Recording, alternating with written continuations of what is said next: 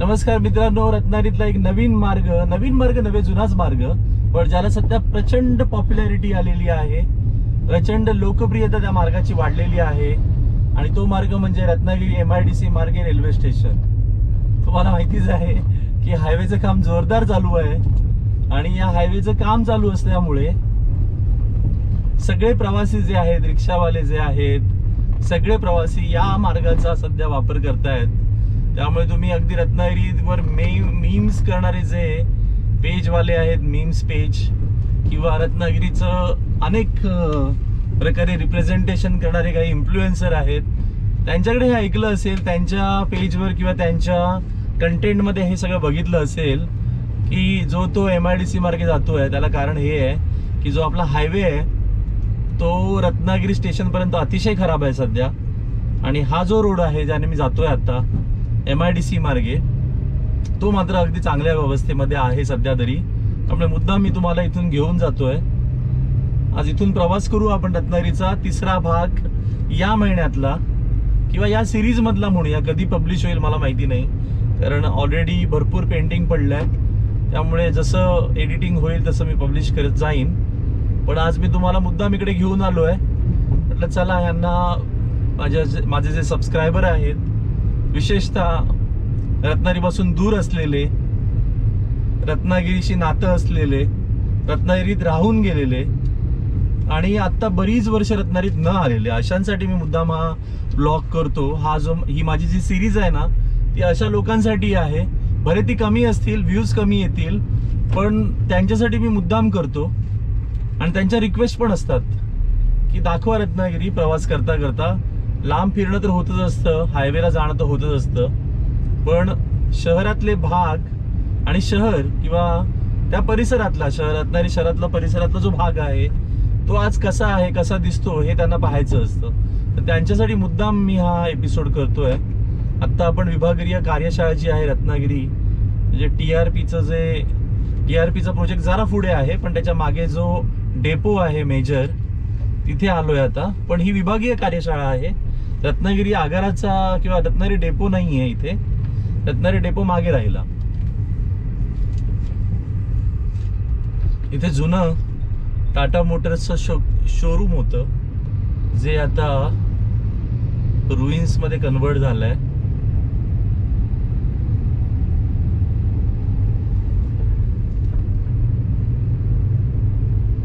इथे Rudra PUC centre वगैरे, आणि अजून एक मेजर म्हणजे इथे वेरॉन इंडस्ट्रीजचं पण गेट आहे आणि तिथे आतमध्ये इंडस्ट्री आहे. आणि त्याशिवाय जे रत्नागिरी जिल्हा क्रीडा अधिकारी आहेत त्यांचं इथे कार्यालय, आणि काही मला वाटतं काही फॅसिलिटी पण इथे असाव्यात, स्पोर्ट्स फॅसिलिटी.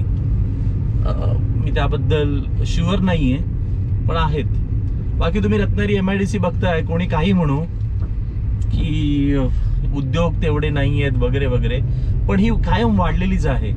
आम्ही ज्यावेळी आलो रत्नागिरीमध्ये, म्हणजे 2005 साली, त्यावेळी पहिल्यांदा रत्नागिरीमध्ये राहायला आलो, तर तेव्हापासून आतापर्यंत 25 आलं आता हे, म्हणजे जवळजवळ 20 वर्ष झाली.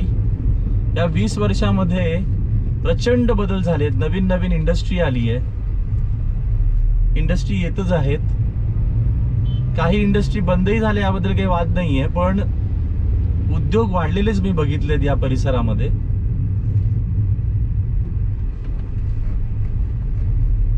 आता आपण या भागामध्ये जातोय, रेल्वे स्टेशन. ते दत्तधुनी अगरबत्ती वगैरे इथे प्रोडक्शन चालतं. इथे एक छोटेखानी शाळा पण आहे. आणि आता हे ओव्हरब्रिज आहे. या ओव्हरब्रिजवरून मात्र लिमिटेशन आहे, उंच ट्रक वगैरे इथून जाऊ शकत नाहीत. ब्रिज खालून जाऊ शकत नसल्यामुळे त्यांनी मुद्दाम ही इथे पट्टी लावली आहे. जे छोट्या कार आहेत, रिक्षा वगैरे, यांच्यासाठी खास इथून आतमध्ये जाण्याची सोय आहे.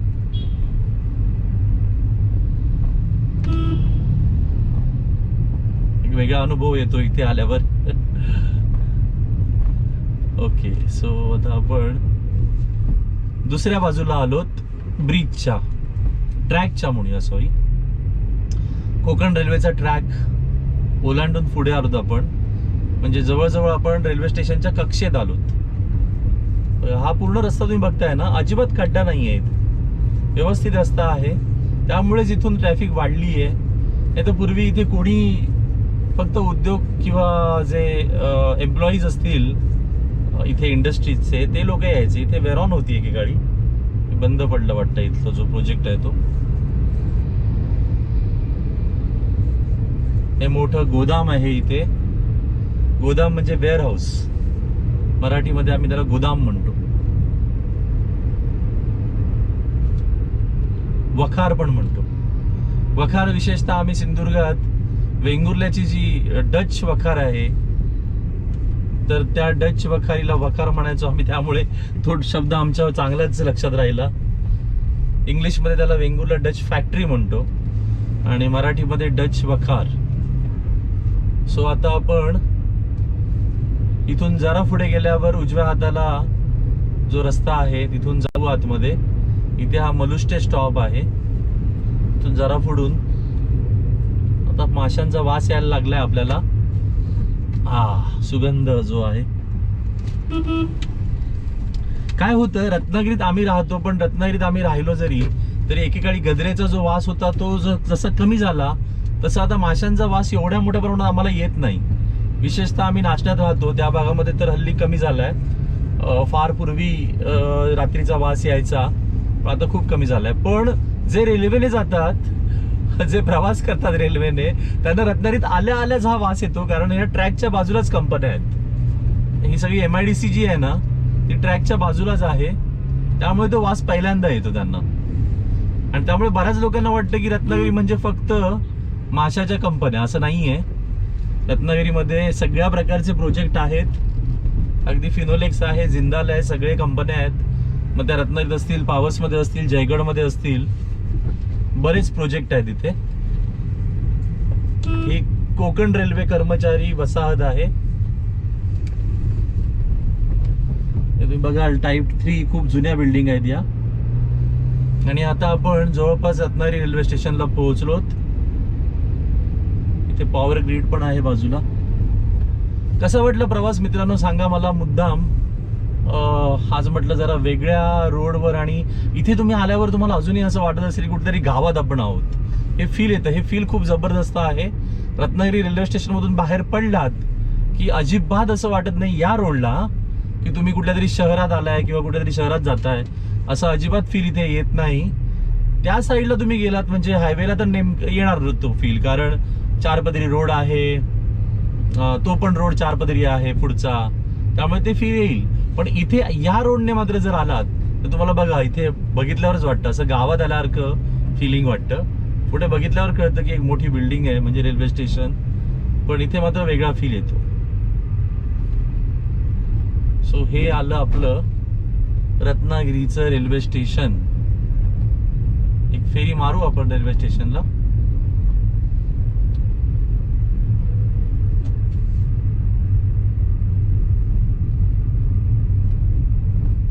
ते मँगो सिटी बिटी काय काय लिहिलंय.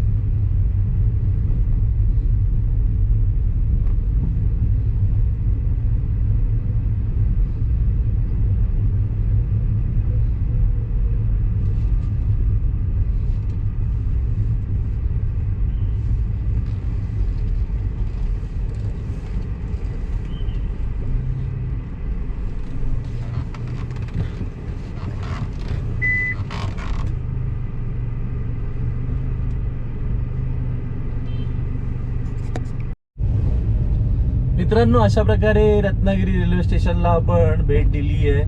या मार्गावरून आपण प्रवास केलाय आणि आता मी रत्नागिरी शहराकडे जातोय. तुम्ही बघताय आता हा जो दुसरा रोड आहे 4 पदरी आहे, ते थोडंफार फिलिंग येतं आपल्याला, शहरात आल्यासारखं फिलिंग येतं. दोन्ही बाजूला मोठ्या मोठ्या इमारती आहेत, पण त्या आतल्या रोडला मात्र गावाचं फिलिंग येतं. त्यामुळे तो मुद्दाम रोडने तुम्ही जा आणि घाबरू नका जर रात्रीच्या रिक्षावाल्यांनी तिकडून नेलं तर, कारण रिक्षावाले आजकाल तिथूनच नेतात.